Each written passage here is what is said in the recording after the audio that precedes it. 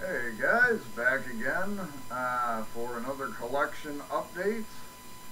Um, like I said, I may actually have another one yet tomorrow and probably one sometime next week.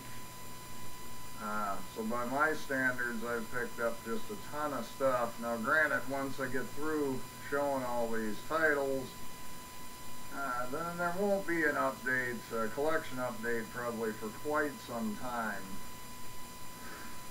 And I'll hopefully be able to get back to doing film reviews and stuff again, like I mentioned before. But anyway, guys, since there are a few to get through today that arrived today, I'll just quickly go through them. The first one is Cannibals, which is jungle cannibal film by Spanish director Jess Franco. Was also known as White Cannibal Queen. But this one features kind of an all-star cast. Robert Foster rather, is in it. Excuse me. Al Cliver, who was in a ton of films, Zombie, and of course my mind's on Freeze today. And of course Lena Romay, who was his wife and muse. This is from 1980. This was his foray into the jungle cannibal genre. I've seen bits of this movie, but not the whole thing, so definitely looking forward to it. Next up is a giallo, imagine that, from 1971. This was by Luigi Bazzoni. This is The Fifth Chord. I have actually watched this. It's a very good giallo. If you're a fan of giallos at all, this one is a must-own. Some of the best cinematography I've seen in a giallo. It rivals the best from Argento from that standpoint. And it stars Franco Nero, so you can't really go wrong with that either. The next one, guys, yet another Blue Underground. This is Hitch-Hike. This is a movie I haven't seen, but I mean, it stars Franco Nero, yet again, David Hess from Last House on the Left and House by the Edge of the Park, and Corinne Cleary, who is in The Story of O, for anybody out there that's seen that. It's got a score by Ennio Morricone, and, you know, so how can you go wrong? It's about picking up a hitchhiker, David Hess, who's a bad guy. I'm imagining the film The Hitcher may have been influenced by this. I don't know for sure. It was directed by Pasquale Festa Campanella or something. I'm sure I butchered the hell out of that. But this is from 1978. So really looking forward to this. A lot of actors and actresses I really like in this film. The next two, as I've mentioned in the past, guys, I'm collecting the Black Emmanuelle films that featured Laura Gemser. And I managed to snag a couple more. This one is Black Emmanuelle, White Emmanuelle from 1976. Stars Laura Gemser, of course. It also stars Annie Bell, who was in the film Lori that I showed in my last update, and she was also in House on the Edge of the Park. It also has Al Cliver, who I just showed in another film, who was in Zombie and the Beyond, various other people. It also has Susan Scott, who was in a ton of giallo films. And this was written and directed by Brunello Rondi, who actually was the screenwriter for La Dolce Vita and 8½, two award-winning Italian films. So, very curious to see his take on doing like a Euro Sleaze film. Should be interesting. The next one, we're back to a Joe D'Amato film.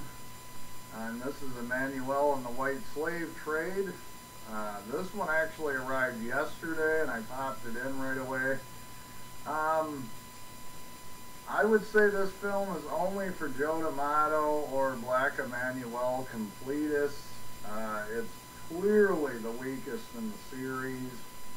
To be honest, some of the acting is, you expect in this type of a film to not be the best, but some of it was just catastrophically bad. It still was a fun time because, you know, it's Laura Gemser. It's a lot of TNA flying around, guys, but not Joe's best work. In fact, out of the Emmanuelle films that D'Amato directed, this is the weakest of the bunch. It's still a pretty good time, but doesn't even compare with the other at least 4 films that Joe directed in this series. Next one up, guys, is a double feature of kind of little-known X-rated films from the Vinegar Syndrome's Drive-In Collection. It's Expectations from 1977 and Confessions, also from 1977, by the director Anthony Spinelli.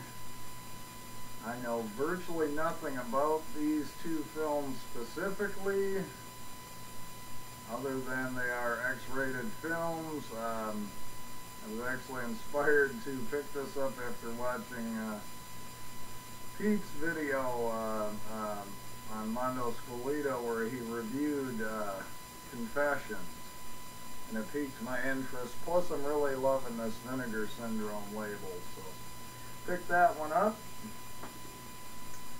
Next one is another Vinegar Syndrome double feature. I believe also these 2 are also X-rated films by director Kemal Forolu, who I'd never heard of before. Virgin and the Lover from 1973 and Lustful Feelings from 1978.